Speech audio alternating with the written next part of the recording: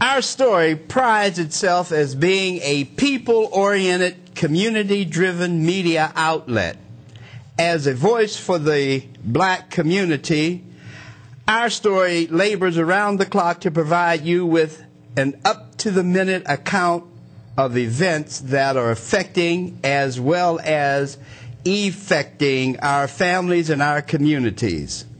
I want to take a moment to thank one of our viewers, Brother Eric, for suggesting that we attend the congressional hearings held at Dillard University last Thursday. We filmed much of the hearing and will probably address the issues at the hearing and show the footage at another time. My comments concerning the congressional hearings are simply, this was one of at least 5 hearings held at the federal level. As in past hearings and probably future hearings as well, it only amounted to a road trip for the legislators, an all expense paid for by taxpayers' money, road trip with very little, if any, positive results coming out of it for the victims. So, in my mind's eye, it was just another day wasted. The upside to all of this is our story was able to document for the people another exercise in futility. We appreciate the viewers' suggestions and try to fulfill as many requests as possible. We thank you for your suggestions and encourage you to keep the suggestions coming. Last week's program with Sheriff Harry Lee was a perfect example of the effects that affect our daily lives. This week's program will continue in that vein of disclosure, which will allow us to see and understand the forces of evil that is waiting for us at every turn, hiding behind their ivory towers of education and their plantations of penal reform.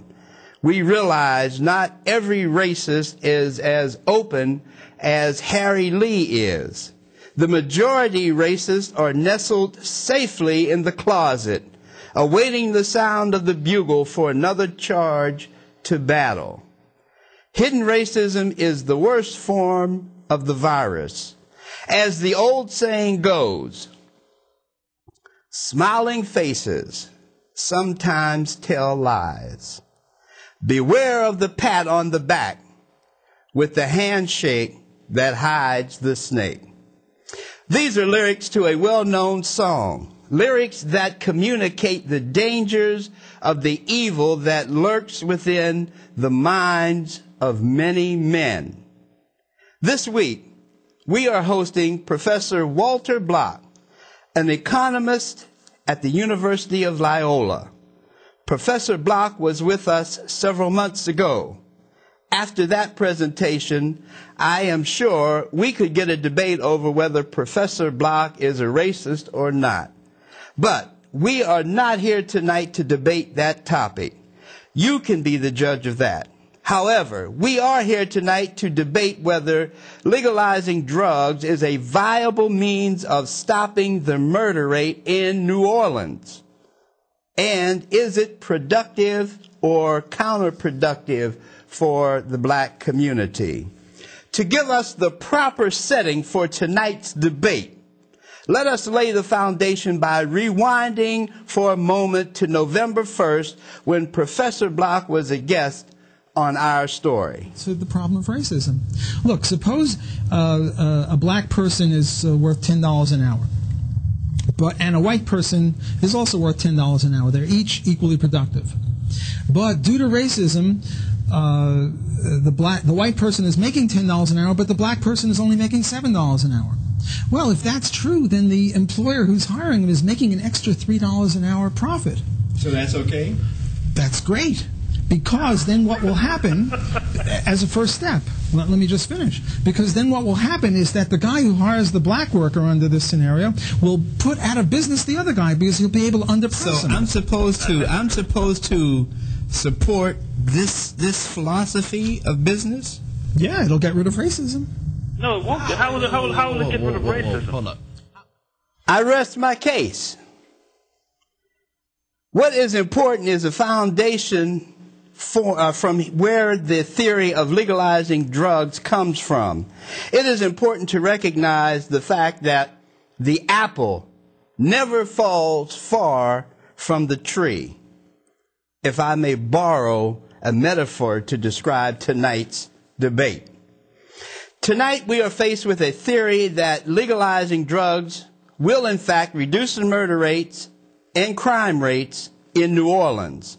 Professor Block's position is that the usual suspect solutions have all been tried, have not worked in the past, and will not help us now. He rejects the so-called conventional wisdoms of improving public schools, daycare, stiffer penalties, midnight basketball, social workers, religion, subsidizing parenting skills, and the introduction of citizenship and ethics classes for middle and high school students. According to Professor Block, they are all inept remedies that haven't worked. Let me remind our viewers that the black cultural revolution of the 60s and the 70s was a major turning point in the advancement of black awareness and black on black love, during which time a certain value of pride and passion overcame the young black men and women, as well as the not so young black men and women, which caused the black community to fill the streets, which is the forefront of America's pageantry, proclaiming, "I'm black and I'm proud." James Brown, the godfather of soul, promoted the newfound freedom with a passion fit for the kings and queens from whence black people emerged. Few blacks are credited with spearheading a cultural revolution. Because of this basis, America's white media foresaw and demonstrated to the world.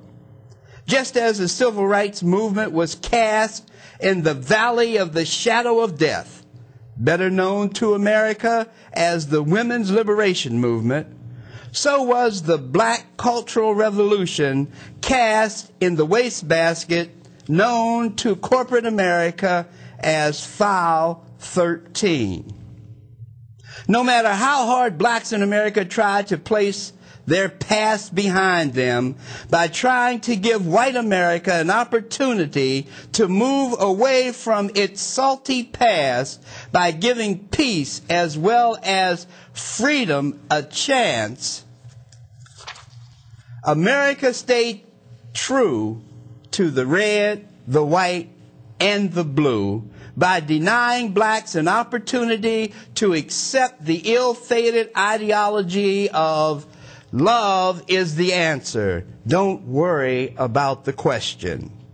With the so-called love-in period of America, America began down the road to the psychedelic shack, trying to prove to the world that is truly where it's at.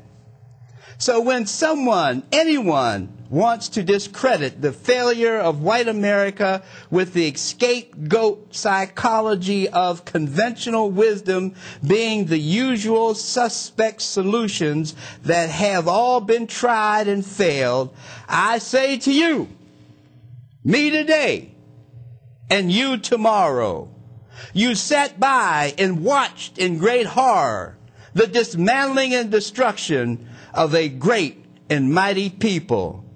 You sit today in your great white ivory towers, perched on St. Charles Street, as white privilege hails King Rex and Comus, the land of the free and the home of the brave, where political deals are spun and New Orleans policy is dictated from.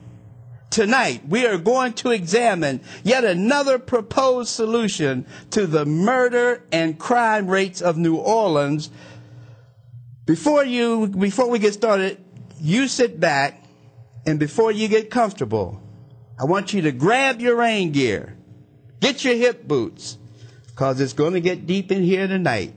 It's going to get deep up in here tonight. Just keep in the back of your head what firewater, that's alcohol, did to the indigenous people of this continent. So sit back and listen to General George Armstrong Custer,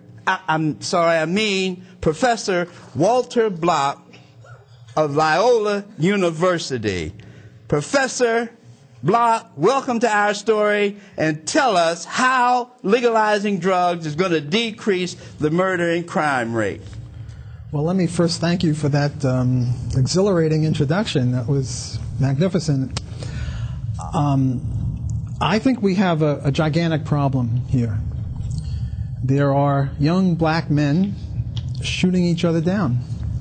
In New Orleans, for a while, at the beginning of this year, it was pretty much one a day. Happily, we haven't kept up with that pace, but still, there are young black men, not just in New Orleans, but all over the country, shooting each other down. It's a horror. And nobody seems to want to do much about it.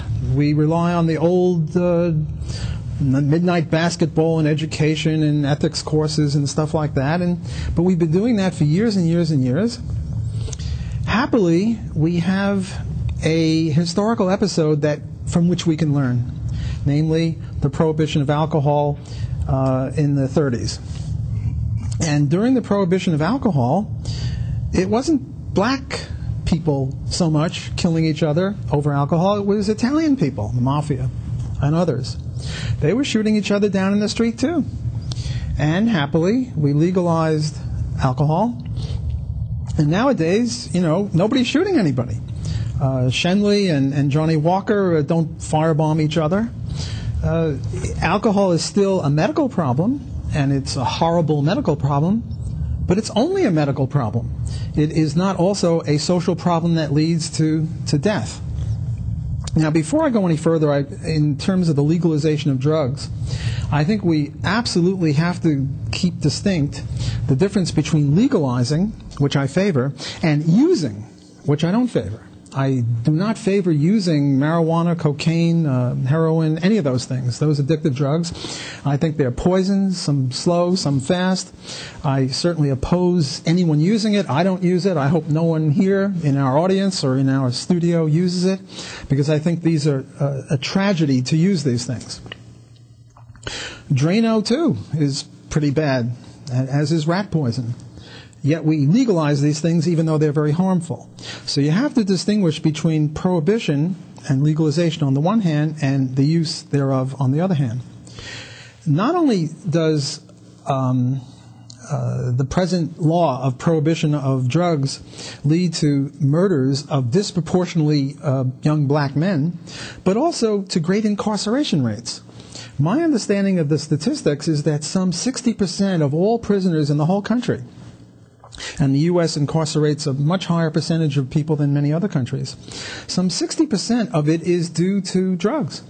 And in the prison population, black people are wildly overrepresented on a statistical basis. Blacks are only some 12 or 13 or 14% of the entire population. I think there's something like half of the prison population. So this present system is a vicious, depraved horror for the black community. And I'm hoping to convince you people and the people in the audience that the black community must take the lead in trying to stop this vast devastation to the community. Okay, we're going to see if we can't muster up and grab a few of them you peoples and bring them up and have them to respond to you. But we have with us this evening Kimberly Parker, who is the chair of the Safe Streets, who is battling every day with trying to find a resolution to the problems with crime and murder. Welcome to our story. Once again, you're no stranger to our story, Kimberly. Thank you for taking the time and being with us. And I asked you to come so that you could respond as well to some of these thoughts and theories that our good professor over here has. Sure, the floor is yours. Okay, well, I agree with Professor Block about a couple of things. I believe that the criminalization of drugs is a huge problem, and that the incarceration rate of African American people is also a huge problem. But I think that when you look at the numbers of people who are incarcerated for drug offenses, that primarily you'll see that they're users who are incarcerated, not people who are drug dealers or are the heads of any major drug organizations. So what's happening is that someone with a vial of crack is being arrested and incarcerated for a long period of time, and that's someone who has a drug problem, and they're being put in jail because they have a drug problem. The second thing that I wanted to address is your assertion that we've tried all of the usual solutions. I would argue that we have claimed to have tried the usual solutions, but we haven't tried any of them in a directed and effective manner. I think you would agree that we have a dysfunctional police department. We have a dysfunctional district attorney's office. They don't work effectively one to the other. They don't work together very well, and they don't efficiently address the crime problem. So I think that a lot of what we're seeing is the result of their inability to incarcerate the people who are violent, who are being released on 701s, after they've been held for 60 days and they haven't been charged yet. So I think that what we really need to do is to figure out, are we employing the best ways in the systems that we already have in place? Are we using the best practices available to address the crime problem? If we discover that we are using the best practices and we're still getting the outcome that we're getting, I think, absolutely, I'm with you, it's time to start looking at something else, something perhaps more radical. But until we've actually tried the solutions that we claim to have tried and try them in a manner that makes sense and that is the result of research, I think we're never going to really know if an effective police department that's not dysfunctional and that's not corrupt in many ways, and a DA's office that is fully trained and staffed well would eliminate some of the problems that we're seeing. And before you respond, I want to let our listeners know that the phone lines are open, and we're welcoming your input, your questions, or your comments here. You can become a part of this as well. I want to also respond to the fact that, yes, the figures I have is over 60% of all the prisoners in the U.S. Are black. But I think you were making that they're in for drugs. But the problems that I'm seeing as well is that the claim that the usual solutions that have been employed or not working have not been employed in earnest. And that is a big problem. So suppose we get started there, and then we'll work our way through this maze. Well, I don't think that Kimberly and I have gigantic differences between us, because I agree with her, I agree with you, that the usual suspects or the usual principles or the usual policies should be continued. I'm not saying let's stop trying to reform police or let's stop trying to reform the DA or let's stop midnight basketball or ethics courses or any of that stuff. I'm saying keep going, try to do it better. And I'm sort of putting it to the side. So we agree that this is good stuff. I mean, no one is really saying let's stop that. Mm-hmm. But what I'm saying is that if we can do better on that, God bless, let's do better. But let's, given that the problem is so horrendous, let's try something more radical. In addition, not instead of, but in addition. And I'm saying that the time is now. You're saying, well, if we try and we get through and we do it well and it still doesn't work, then in a couple of years we can try this. And I'm saying right now people are dying like flies. And it's disproportionately blacks, although I don't care color, white, black, green, blue. It's just human beings who are dying and being put in jail and being hurt. And to me, it's a gigantic crime that sort of cries out for an immediate solution. Right. I'm sorry. I agree that it is dramatic and we need to have a solution immediately. I think I would just question whether or not there's any definitive evidence that the majority of the crime or the majority of the murders are drug related, number one. And number two, I wonder, once you legalize drugs, now you have a whole cadre of former drug dealers. They're uneducated, they're unskilled. So the reason that they went into the drug trade in the first place is because they're uneducated and unskilled. So what option will then be available to them that is a legal option? So what's going to prevent them from turning to another illegal operation, which would continue the crime? It just would be another source of revenue for them. Another illegal source of revenue would be there. I think that what we really need to address are the systemic reasons why people end up dealing drugs in the first place. I think that if you had an education and if there were job opportunities available that paid you more than minimum wage, perhaps you wouldn't choose to sell drugs in your neighborhood if there were other options for you. But if you're uneducated and unskilled and there's another drug dealer in your neighborhood saying you can make $1,000 a week, who wouldn't do that? I mean, so I guess my question is, what will happen to these people who are involved in this criminal activity when you remove the criminal element of it, so it's no longer profitable? But now what do they do? Before I answer your question, let me ask you a quick question. Okay. Yes or no answer if you want, although you're not limited to yes or no. Do you favor the re-prohibition of alcohol, wine, beer, and stuff like that? No. Good. Okay. Quiet. No, I'm kidding, of course. Imagine we're back in 1935 and alcohol is prohibited. And I'm saying, well, we should legalize it because it'll save lives and people won't die from bathtub gin and would be the equivalent of impure drugs nowadays, and people wouldn't be thrown in jail. And you're saying, but what would all these people who are now in the liquor gangs and have backwoods stills and bathtub gin people, what will they do? And therefore we shouldn't legalize it. But you wouldn't say that because you've already said that you favor the present legalization of alcohol. So it's the same sort of a thing. In other words, there's always the problem of what will the criminals do once we cut their legs out from under them, and we no longer have need for criminals in the alcohol business. Well, some of them may be reformed. I don't know. Some of them went like to other... the mafia? Well, they went... Look, what the mafia does is they do things that is prohibited.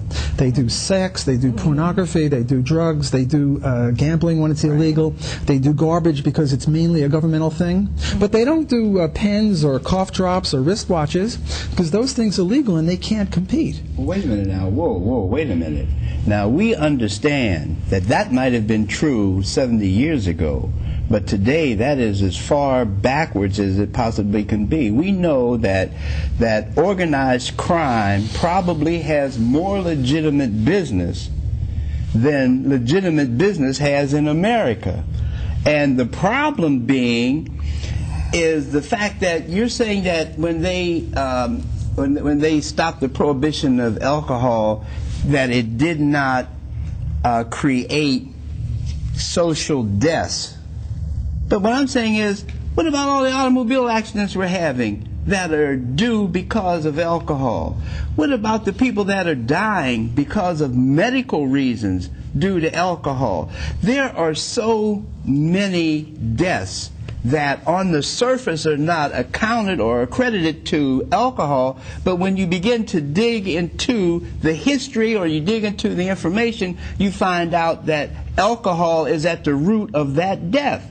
And we need to understand that because Seagram's and Anheuser-Busch and all the rest of these mafiosos that are in legitimate business today are keeping the death rates, they're keeping the problems or the crime rates, they're keeping the problems that these alcohols are creating quiet so they can continue to make above board legitimate money. Let me ask you the same question I asked Kimberly. Do you favor going back to the previous situation, the previous legal situation, and prohibiting beer, wine, and alcohol? Yes, I'm going to tell you I am, and I'm going to tell you why. If it's not readily available, you are not going to allow the entire population, give them carte blanche to it. It's like the drugs today. The drugs are not legal, and you have a small percentage of the population outside of the black population that's consumers of illegal drugs. You don't really have a large black population that's consumer of the illegal drugs. But it appears that way because that's all the media shows us, are black folks in the drug trade. Now, let me make another point. Harry Lee was here last week. Harry Lee admitted the majority of people that get arrested and locked up and put in jail for drugs are black. But there's no black person that they have been able to surface or find that controls, transports, manufactures drugs. The only ones that are going to jail are your street level involved folk, and they happen to be black because white folk aren't taking the risk. Well, I think you're making my point.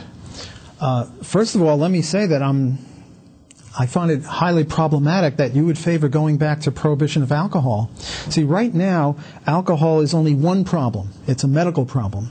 And also, if people drive while drinking and kill other people, that's part of the medical problem. And I certainly I favor treating drugs like alcohol. In other words, while I want to legalize drugs, I don't want you behind the wheel under the influence of drugs any more than I want you or me under the influence of alcohol behind the wheel. So drinking while driving or drinking while drugging should be illegal. But the point is that right now, alcohol is only a medical problem. It's not also a social problem. People are not being killed like flies over it. And what I'm saying is that drugs right now is a double problem. It's a medical problem, and it's a social problem where people are being killed. And I have no solution to the medical problem except, I don't know, Alcoholics Anonymous or Narcotics Anonymous or doctors or psychiatrists, the usual kind of thing. But I do have a solution to the other one. And that's important, too. We shouldn't only look at the drugs or the alcohol as a medical problem, horrendous as those problems are. We should also look at this horrendous death problem. I agree that we have to look at it from very different perspectives. I think that it's important to consider the medical problem and the criminal problem, but I also think there's another problem that you're leaving out, which is like the systemic reform problem, like the breakdown of systems, because you have to talk about why people are taking drugs and why people are selling drugs. Because if you remove just drugs as a criminal activity that's available, if we're talking in the context of fighting crime, I don't see necessarily that there's going to be a decrease in crime. There might be a temporary decrease in crime, but these people who are engaged in this illegal activity will move on to another illegal activity because they have no skills, they have no education, they have no job opportunities. So if we're talking about legalizing drugs in order to fight crime, if the reason why you have so many drug dealers in the first place is because there are no job opportunities and poor education. So if there's still no job opportunities and no education, what are these people going to do? They're certainly not going to go to get a straight job at Walmart or whatever and make $5 an hour. They're going to do some other illegal activity that generates the same income that the drug trade did, which is going to result in turf wars and all the same. So I think with the repeal of prohibition, you saw the same thing with the mafia. They moved to other criminal activities in order to make up the difference. And, as you see with the mafia now, even though they're in the decline, they're doing identity theft and credit card fraud and all kinds of other illegal activity that still has a violent component. So I think that you remove drugs as one illegal opportunity to make money. people are going to move to something else until you give them options to do something differently. Well, I certainly favor giving them options, but we can't solve all problems in this one show, and I'm just trying to put the blinders on and focus on one problem, and that is the horrendous death rate, mainly to young black men, but to other people too. Let's talk about the economics of it a little bit, because I disagree profoundly with your idea that it's sort of like pressing water down in a bathtub. If you press it down here, it'll come up there, so you're no better off. But you have I to. think. But wait a minute, you have to. If you're trying to make the argument for legalization of drugs, you're going to have to overcome the obstacle that she brought up to you. I mean, you can't, before you can even consider legalizing drugs, you've got to satisfy that question. That's what I'm trying to do. All right, go ahead. And my answer, the way I'm trying to answer this, is through the economics of it. Now, the economics of it, if I had a blackboard, I sort of feel naked without a blackboard because I'm a professor. I have to draw stuff. But the point is we have supply and demand. Mm-hmm. And ordinarily, if it were legal, the supply would be shifted to the right or much greater, because marijuana particularly, and even poppy seeds, are like weeds. You know, it's not even like asparagus where you have to take care of it, and asparagus is expensive. These things are like weeds. You just sort of put the seed in, you have to back off because they'll sort of attack you. The economics of it is that right now it's hard to know because it's illegal, but it costs about $2,000 a week to support a mature habit. The estimate is that if it were legalized, it would cost $10 a week, which is what a candy bar habit costs. You buy 2 candy bars a day, and in other words, no one would commit a crime. It would be silly to commit crimes to get $10 a week. People do it every day. No. Some people do it, but people have to commit more crimes to get $2,000 a week than $10 a week. You can't deny that. Right. So right now, a lot of users, where are they going to get the $2,000 given chump change jobs at Walmart kind of thing? Well, there's only one way to do it, apart from prostitution for women, right. And that's either selling drugs or robbing people, carjacking and selling the cars and then using the money to get drugs. Well, at one fell swoop, if we legalize drugs, it's not like pressing the water down here, it'll come up there. Maybe, although I doubt it. I think some of them wouldn't do it. But I try to deal with this problem with the mafia, with regard to prohibition of alcohol. But the point is that at one fell swoop, if we legalized it, all of these addicts who now are in a horrible situation, they have to get $2,000 a week. And the main way that they're going to get that is by creating mayhem in society. Well, if it's only 10 a week, then they don't have to commit as much mayhem. Namely, they have to commit an infinitesimally small amount of mayhem compared to now. Well, look, the cops have got more guns than these people. They get shot. They brutalize their victims. All of this social disarray would disappear, just as it did with alcohol. And another point that I want to make is one of my favorite characters, Lenny Bruce. I don't know if anyone knows him anymore, but I'm a big fan of his. He died not of an overdose, but of impure heroin. And the cops knew that it was impure, and they didn't stop him from doing it because they didn't much like him. Well, we have impure drugs now. But if a hot shot, in other words. Yes. Okay. But if Pfizer was doing it, or Squibb, or somebody like that, and you went to a pharmacy to get your drugs, look, suppose, what's that? Wait a minute, now that happens every day as well, but we've got a call. Oh, okay. Yeah. You're on Our Story. Question or comment? Thank you for calling. Yohoro Sasa. African people who are watching this show will absolutely be totally misguided by the simple fact that we have a professor on the show who's talking about legalizing drugs. And the majority of our people do not understand the agenda behind individuals such as this professor when he talks about legalizing drugs. There are so many things that we have to take into account. The first thing I want to say is that, Professor, all black people are not dumb, deaf, and blind.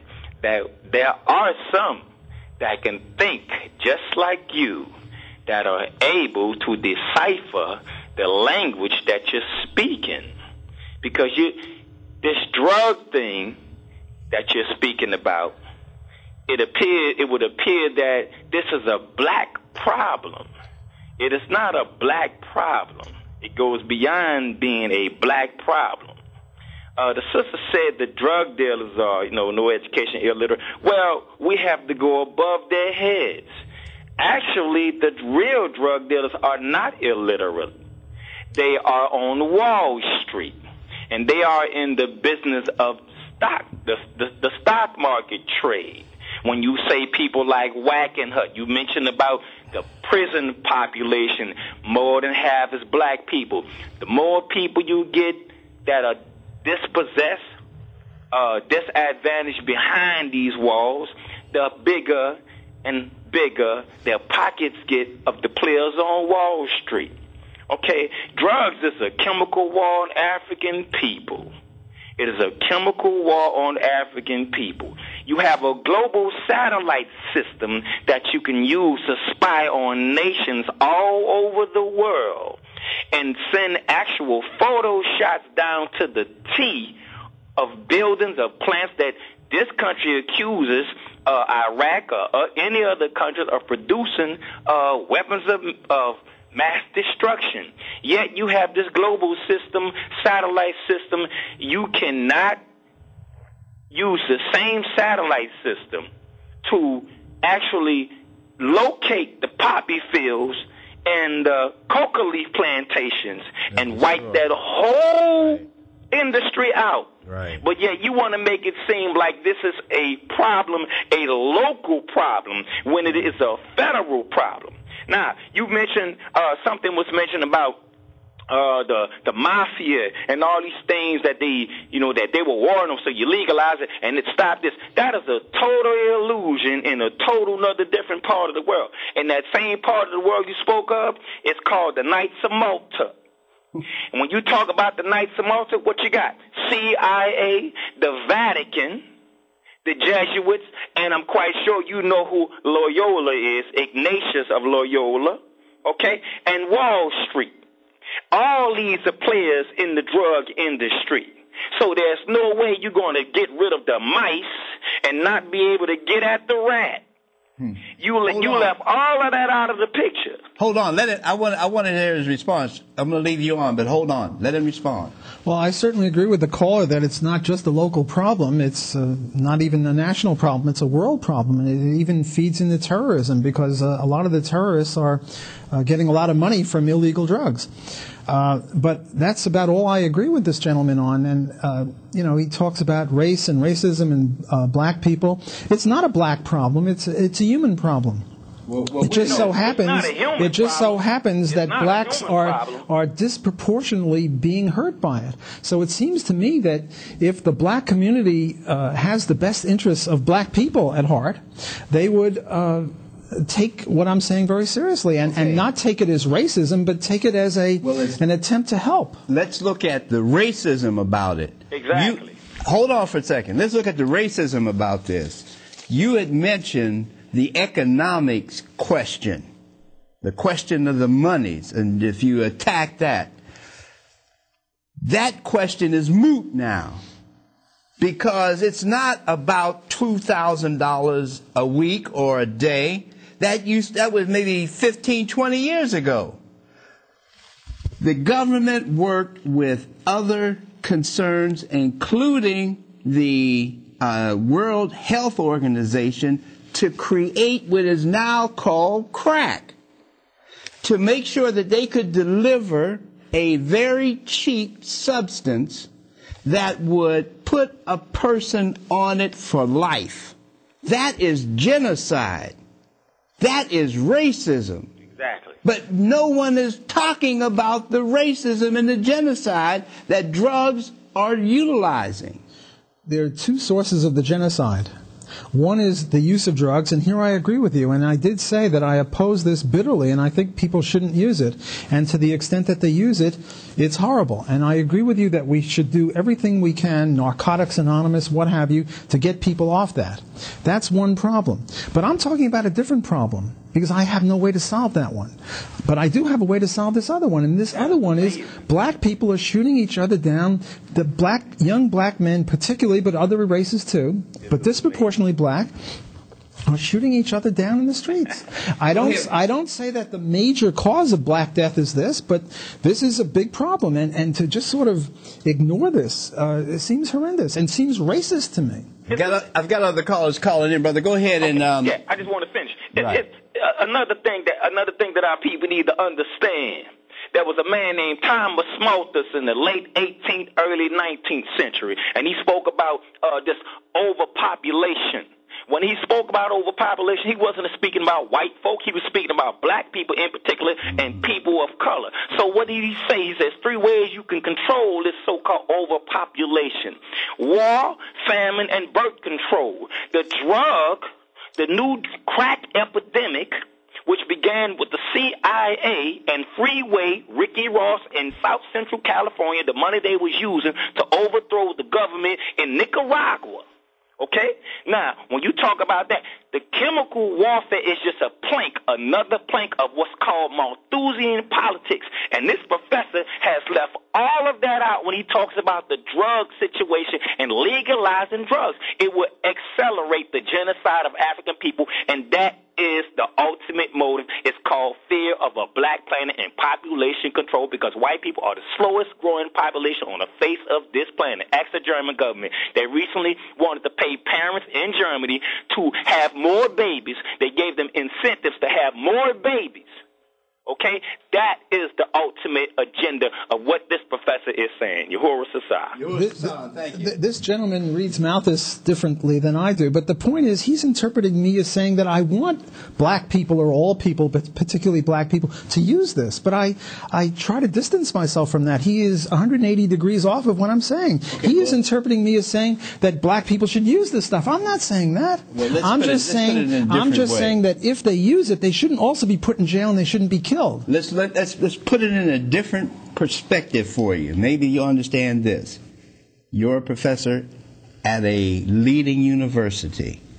You are championing the cause of legalizing drugs as a supposed method and means of lowering the murder rate in New Orleans, when you could be using your staff, you could be using your resources to attack the problem, the heart of the problem, going after the government, going after the businesses that are reaping the big profits from this, because so-called quote-unquote legitimate businesses are the ones that are bringing this stuff in here. So if you're going to go after somebody to make a change, then you need to go after the people that are bringing this stuff in. And someone from your platform would definitely catch the attention of, as he was saying, viewers and others in a professional community to move on this. I think we're not communicating, because my plan, and it's not original with me, but the plan of legalization would cut these people off at the knees. All these people related to drugs. If the price of drugs was $10 per week's supply, none of these vast profits would be earned by anyone. You wouldn't earn any more profits in drugs than you earn in pens or in chocolate or something like that. Now, nobody wants to prohibit chocolate. I mean, so who are those people that have that sugar disease? What's that called? Diabetes. Suppose we prohibited insulin. Now, right now, a diabetic, okay, it's a medical problem. It's a horrible medical problem. But it's just a medical problem. But suppose we prohibited insulin. Thank you. And now the price of insulin, instead of $10 a shot or whatever it is, cheap, was $3,000. Well, then the insulin people, the diabetics, would have to go out and commit crimes, and there'd be vast profits to be made. Now, nobody would advocate a crazy thing like that. Well, it's the same economic principle with drugs. Then let's look at a resolution for that. Diabetes is created because of the foods you eat. It can be controlled. It can be eradicated if you educate and you make available the proper foods for people to eat. So why are we going, why are we chasing after the horse after he's gotten out the barn? Why are we shutting the barn door? Do you think it would help diabetics if we prohibited insulin?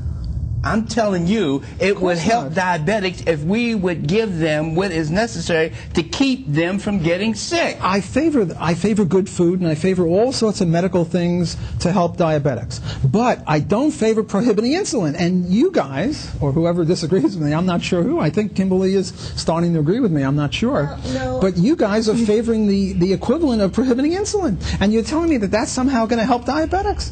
That is highly problematic. I think that, and I don't want to get off on the whole diabetic tangent, but I think that we just see the problem in two distinct ways. We see the problem of drugs differently. And I'm more interested in looking at the systemic causes of drug use. I'm looking at why would somebody use crack? What is the motivation to use crack? You don't seem to be that interested in that, but I am interested in that. Why that person is doing that? Because if there isn't the demand, then the drug dealer on the street makes no money, whether you legalize drugs or not. So I'm more interested in why people are using drugs, why people are selling drugs, and what we can do to provide options that will make that unnecessary. You know the story of the blind man and the elephant? You know, Yes. one thinks it's like a snake, another one thinks it's like a tree trunk. Right. Well, I think you and I are blind men or blind people, and there's an elephant out there. And the elephant is that we really agree. I agree with you that we should try to address the problem of why do people use these horrific drugs in the first place.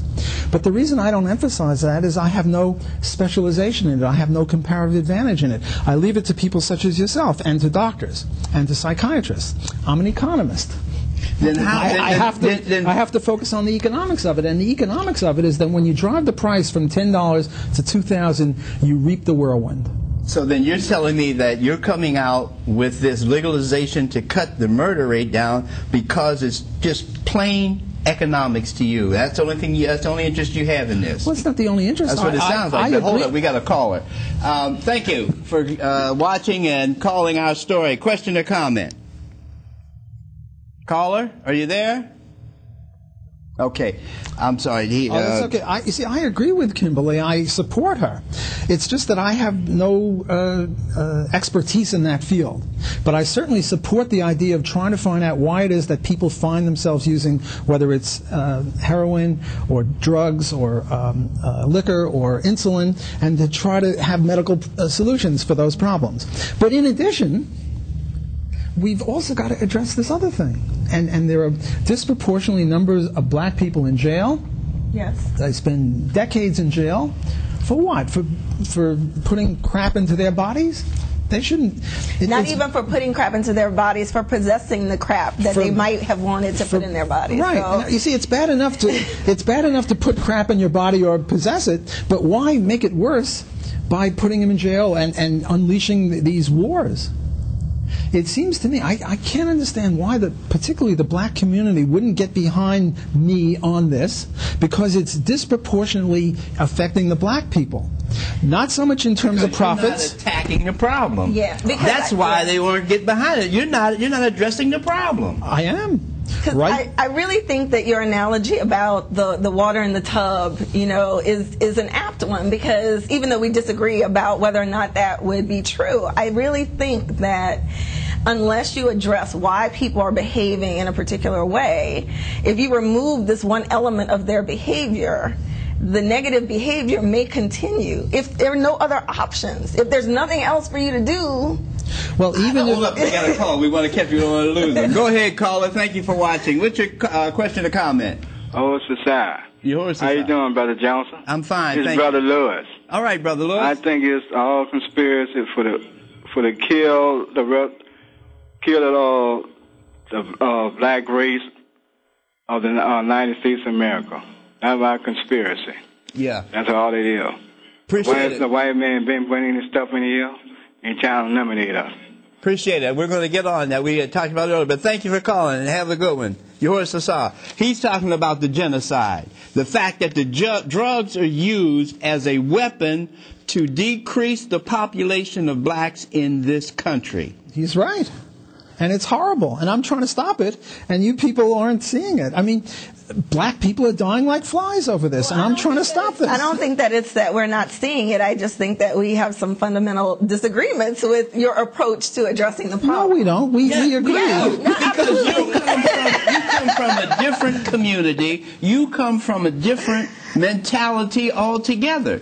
You come from white privilege, and it doesn't bother you one way or the other whether they straighten the problem up one way or the other, unless somebody comes and wants to carjack you. Well, then it's a problem. But beside that, it's not a problem. Look, I don't think it's a matter of white or black. There are black people that say what I say. Thomas Sowell and Walter Williams, eminent black economists who say exactly what I say on this. It's not and if I'm wrong, it's not because I'm white. It's because my arguments are wrong. So I think that's sort of off the point. But I thought you and I were agreeing, I guess we're not, that we have to try to address the medical problem as best we can. Mm-hmm. Whether it's diabetics and better food, whether it's alcohol and what do you call it, the 12-step programs, Alcoholics Anonymous. Yes, we have to do that. We agree. Why keep talking about what we agree? Let's talk about what we disagree on. What we disagree on, I think, maybe, although I think, you're being inconsistent if you say we should not prohibit alcohol, but we should prohibit drugs. They're both the same as far as I'm concerned. No. That's not my position at all. I'm not. Your position, as I understand it, and the reason that we're here is that your position is that if you legalize drugs, the crime rate will go down. That is where you and I have the fundamental disagreement. Not that whether or not drugs should or shouldn't be legal, but whether or not legalizing drugs will result in lower crime, and especially a decreased murder rate. When we legalized alcohol, did the crime rate go down? I'm sure it did. Well, then why not with drugs? It's the same thing. They're both poisons. I don't think the economics is the same. I don't think that the motivations were the same. First of all, you had a situation where something was legal and then it was made illegal, which is different with illegal drugs. I think that pretty early on with cocaine, crack has always been illegal. No. The Harrison Narcotics Act in, I think, 1914 was, by the way, a racist thing against Chinese people because of opium dens. Mm-hmm. The Yellow Menace, the racists were saying. Drugs, racism there. You see, this second, we got a call. We only have about 2 minutes left, so I want to try to get this call in. Thank you for watching. Question or comment, and keep it short. Comment. Yours, Sasa. I want to ask Professor, if you legalize drugs and you figure the crime going to stop, what about the poverty that people... You're still going to have crime coming from people that has to eat because the white supremacy has our economics and our communities so messed up. What are you going to do, as far as an economist, to bring the opportunities that people will need to sustain their lives? A lot of guys are dealing drugs sometimes because they don't have food on their table. I grew up with a young guy who had to borrow salt and eggs, and he dealt drugs for that reason because he tried to feed his family. So say your little plan works. Then what do you do when you have people that are starving in the community? Well, I think that... Thank you. I mean, you could better use some of the economics that you've learned to go and change the conditions in the community that white America has placed upon the black community, and at the same time re-educate the black community to who they really are, because we're running around, we don't know who we are. We know who you are, we know who Abe Lincoln is, but we don't know who we are. Thanks. Well, Thank you, caller. We're just about out of time. But what I want to point out is everyone keeps talking about the same problems. Whether it's legal or not, it does not remove the problem that blacks have to face and deal with every day. Well, I want to reply to this man. I'm a big fan. About 60 seconds because we're out of time. I'm a big fan of Malcolm X. I once met Malcolm X, and he was one of the most magnetic speakers I've ever met, a magnificent man. And what he did was, by the way, he was the one that started this black is beautiful stuff, and don't change your hair color or something like that because black is beautiful, and I think that was wonderful. What he did is he had a whole bunch of Shabazz stores. I don't think I have to tell you people about this, but to answer this gentleman's question, one of the ways to get out of poverty is entrepreneurship, and that's what Malcolm X was all about, and I think that that's a great idea. Thank you. Kimberly, we're going to give you the next 60 seconds because we're out of time. I just hope that the viewers take away from this discussion that we really, really need to focus on the systemic issues in our community if we want to improve our community, not just reduce the crime rate. If the calls are any indication, they understand that black folk are in trouble either way, whether it's legal or illegal, that we're not addressing the problems. Professor, I want to thank you for being here, and we'll have to get back to this again. We want to thank everyone that watched us this evening and thank them for calling in, and say that these are the kinds of discussions and dialogue that's necessary for us to know and understand what we have to do, what we must do, so that we can be the architects to the solutions that our community needs. It can't come from without. It has to come from within. And do we have any more? Got a minute. Do you want to say anything before we leave? Either one. Yes, I would like to say that it's a pleasure to be on the show with you every time. I was on once before, and I find it exhilarating and intriguing, and I'm honored that you would have me on your show, and I hope to come again to talk about this other problem of what to do about black poverty, which is a very different issue than the people who are dying because of drugs. We'll do that for you. And once again, we want to thank you for watching, and we want you to realize and understand that we are here because you are there. Stay strong, stay black, stay committed, but by all means, stay involved. Yours, Sasa.